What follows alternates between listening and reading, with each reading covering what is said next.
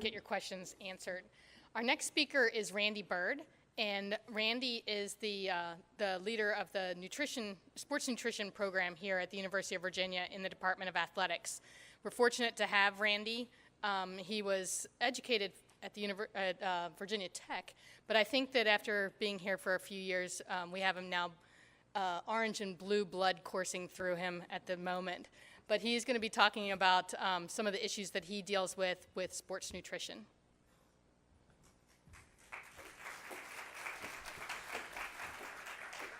Thank you, Sue. Okay, the approach I'm going to take today is more dealing with the adolescent athletes, dealing with the youth, as opposed to the college students that I see. Now, the food strategies are going to be very similar between the two age groups, but the challenges are slightly different depending on home environment. So first, I always point out the connection with athletes, how everything they do impact their immune system. And that's something we deal with a lot, is trying to keep our athletes healthy, because a healthy athlete can perform, an unhealthy athlete's not going to perform as well as that healthy athlete. So every aspect of their life has some impact on that immune system. And the good thing is nutrition can impact all of those factors. So whether it's how the body handles the stress put on it, how the body recovers from the exercise, and then how it improves the body's response to an illness to fight off that illness. So the three nutrition foundations that I focus on with athletes of all ages are hydration, so drinking early and often throughout the day, eating a variety of foods, and then also eating early and often throughout the day, making sure we're fueling throughout the day so they have that constant source of energy, constant supply of glucose to the brain so they can focus and concentrate, and that their muscle cells and organs, brains hydrated so they can focus like they should. And then that variety providing all the nutrients their body needs to perform optimally and be healthy. So first, from a variety standpoint, what I always really preach to our athletes, and then to young athletes, because this is a simple concept for them, is eating a variety of colors within fruits and vegetables. Even I would throw in nuts and seeds into this as well, to where we have 6 different color categories that I like to split food into. So red category being very high in lycopene, vitamin A. Yellow category also has some of that, but some more vitamin C. The white category, we're learning more about the health benefits, where before people were telling athletes that the white was kind of unnecessary, unuseful other than the carb sources. But now we're looking at seeing cancer preventing benefits in that white category with cauliflower and onions. So there's a lot of very healthy properties in that white category as well. But then we got the powerful green group, blue, purple, and then the brown. So what I tell athletes of all ages is, in a week's time, they need to have something from every single one of these groups. They don't have to get every color every day, but in a week's time, we want to have them all covered. But if we could pick one category that we wanted to have every single day, it would be that green category. As you guys all know, you've been told from grandmothers to mothers, you have to eat your green vegetables. Pretty much any nutrient that you can name is in that green category. So that's the one that I really strive to get athletes to eat regularly, and then space out the others. I always like to use an analogy with athletes of comparing bodies to cars. So whether it's when we look at carbohydrates and fuel, comparing that to the type of gasoline we put in cars. When it comes to eating a variety, I use the analogy of maintenance of the vehicle. So with cars, you have to rotate the tires. You have to change the oil. You can skip that, and the car would be all right for a period of time, but at some point, it's going to break down. With our bodies, we can skip eating fruits and vegetables, skip getting this variety, and be fine for a period of time. But at some point, that's going to catch up to us, and something's going to break down. It could be your immune system getting weaker, catching more colds and flus. Could be muscle fibers not recovering as well, not handling the stress as well, and having more incidences of pulls and strains. It could be bone health. So there's a whole list of side effects that could plague the athlete down the road if they're not consistent with eating these types of foods. I'm going to throw out a trivia question for you that with our athletes, all the presentations I've given, very few have gotten it right. So vitamin C, I got this off of Jeopardy, so this is, I can't take credit for it. Vitamin C, I'll take 4 guesses. What is the best food source, highest food source per serving of vitamin C? What'd you say? Peppers 1? Spinach? 2 guesses, 2 more. Kiwi and strawberries. Okay, we got one right answer, and it was the first one, the bell pepper. Most people, this first group I've done where orange wasn't thrown out there. Most people throw out the citrus fruit because the orange juice industry does a great job marketing how much vitamin C there is. It's still a great source, but bell peppers have more than oranges. Strawberries and kiwi actually have more than oranges as well. So it's an example where a lot of people don't have the nutrition knowledge they think they do. And one thing I always complain to people about is everybody's an expert in nutrition. Everybody eats, so everybody thinks they know what they should be doing. But that's an example of where if we can get the variety in, you're going to get the nutrients that you need. And I always tell our athletes to look at these categories and then find at least 2 or 3 foods that they like within each category, so then they can make sure they're getting that variety throughout the day. So then from variety, that transfers to our carb choices as well. So back to the analogy of the car, this is the gasoline that athletes are running on. The analogy that I use is comparing the car I drive that I put normal 87 unleaded gasoline in to Jimmy Johnson's stock car. His car could function on my gasoline. He's not going to win. Not even going to come close. So that's the same when you talk at high-level athletes, is if they're eating like their peers, their counterparts in their age group, they could perform and still do okay, but they're not going to perform their best. So quality matters, and especially in carbohydrates.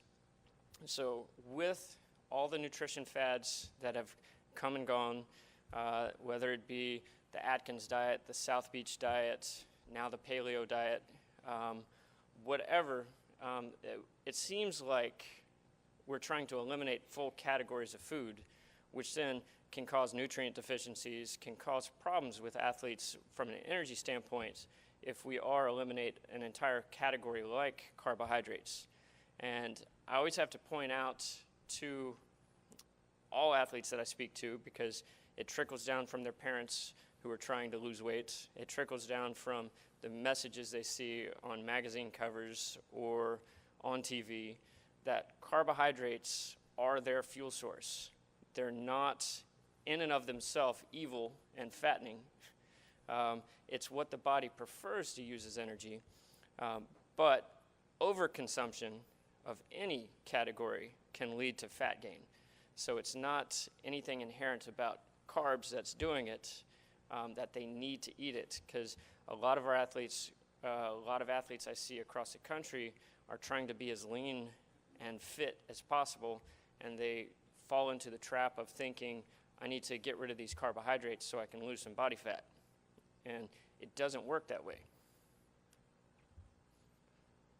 So with the low-carb diets, I have to point out to athletes some of the negative side effects but that there is no low-carb diet that's good for an athlete to follow on a regular basis. If they're in the off-season and they're not really training, that's a time they can get away with it, but it's not necessary. But the decrease in carbohydrates, the lack of carbohydrates, ultimately leads to fatigue and nutrient deficiencies, but then beyond that, they're not recovering. If they're not recovering, each practice, they're going to get a little bit worse, and then they're setting themselves up for injury. So a low-carb diet for an athlete can be, just like not getting variety in fruits, can be okay for a short period of time, but it will catch up to them.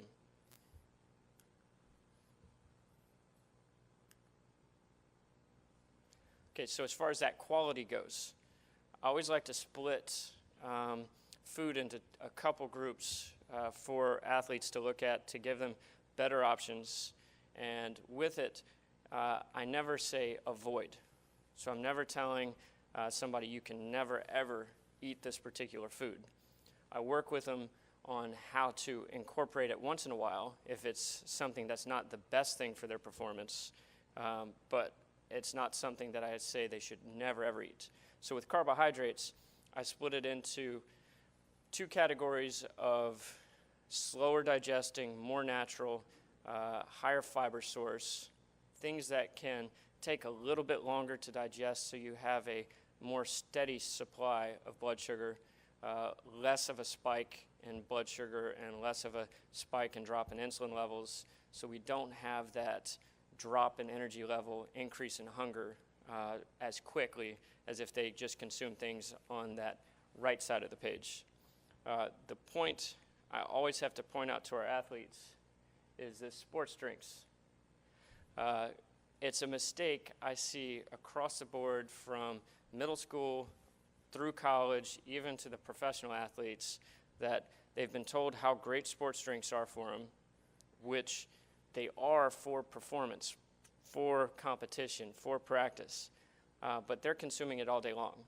So they could have practice at 3 o'clock in the afternoon and be drinking a Gatorade, Powerade, whatever right now, thinking that's their best choice because it's going to get them ready for practice, when it's, to me, it's the same as drinking part of a Pepsi, drinking part of a Coke. It's the same.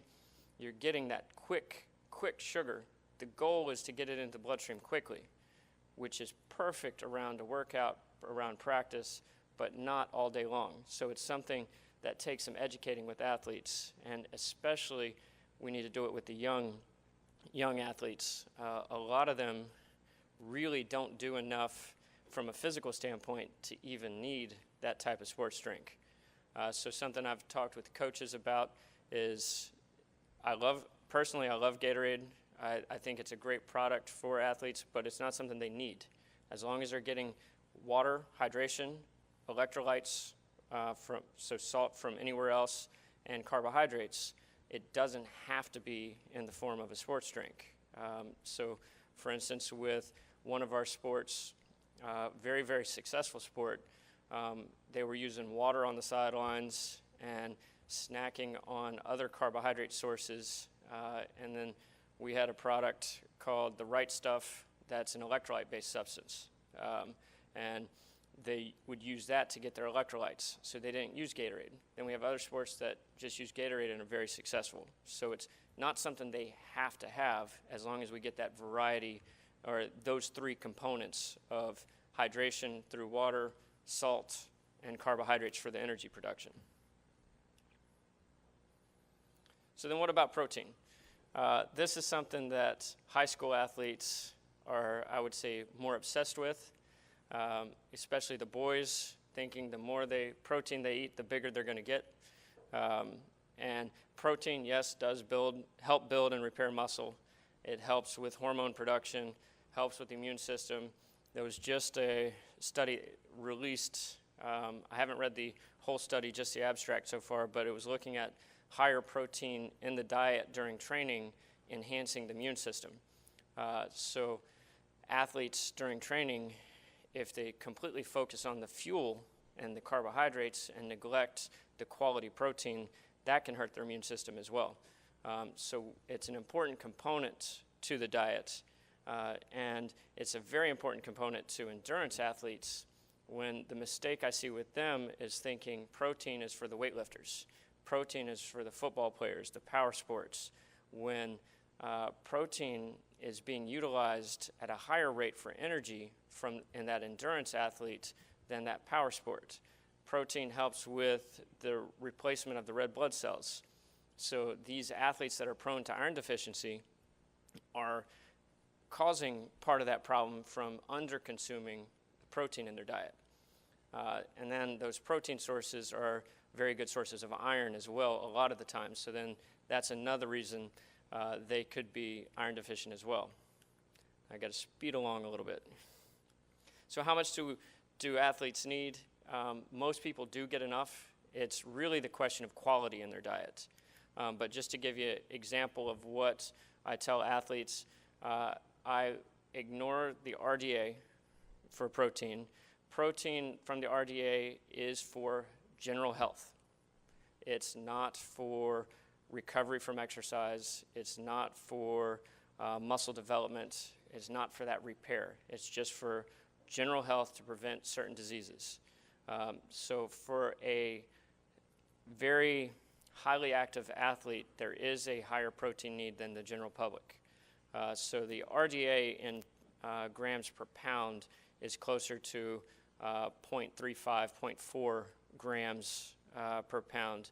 So most athletes need in that 0.55 to up to about probably more along 0.65, 0.7. And then if somebody's trying to lose fat, or if they're in a rehab process, I have them at a higher level to aid in that process. But it's still not a lot of protein. It should be pretty easy to get. And to give you examples, if somebody had a 5-ounce chicken breast, they're already up to 42 grams. And we're not even touching the milk yet. So if they, as we talked, fuel up to place 60, and with National Dairy involved with that, getting 3 cups of dairy in a day, you're getting an additional 24 grams of protein. So it's very easy to meet the protein needs, but the quality through things like eggs and egg whites, dairy, and lean meats are what we should be looking for. So then the next macronutrient, what about fat? Back in the 80s, fat was the carbs of today, the evil part of our diet that we need to ignore. But as we found out back then, fat controls satiety, so when we remove it, we overeat. So it's a big part. But it does deliver those essential fatty acids and helps with some fat-soluble vitamins. So just like the protein, I do split it into foods that should be eliminated, or limited, and foods that should be consumed regularly.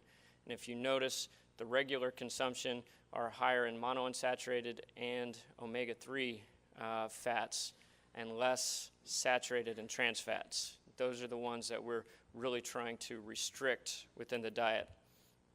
But I want to target omega-3s as we look at young athletes and developing adolescents.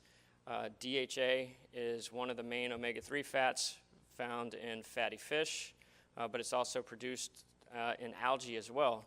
But it plays a role in neurogenesis, neurotransmission, and protection against oxidative stress. So it's a big part of brain development. So getting that can help with the developing brain. And there's some newer research looking at a decrease in depression later in life with an adequate omega-3 intake as you're developing. Good food sources are those fatty fish, but I always have to point out that tuna in the can has a lot less than people think they do. Even though they say omega-3, good source of omega-3 on the front, if you take a tuna steak and compare it to what's in the tuna can, there's about 20% of that omega-3 in the cans of tuna. So iron is another essential nutrient when it comes to development. And it's something that a lot of our athletes, female athletes, selectively don't eat because they're trying not to eat so much meat, and then they're decreasing the bioavailable sources of iron. So then we have more instances of iron deficiency coming in to college, that if we can address it with these younger athletes and they get used to eating correctly to maintain that iron status, then we have less problems once they get to this level.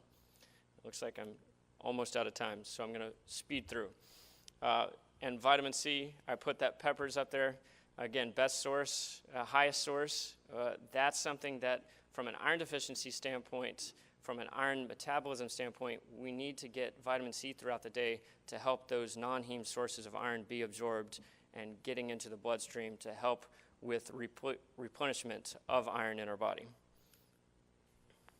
So to finish up, eating early and often, we want to eat every few hours, avoid 3 large meals, but eat, I like to say, fuel in 3-hour blocks, so they have the energy they need for that period of time and not having to store it to tap into it later.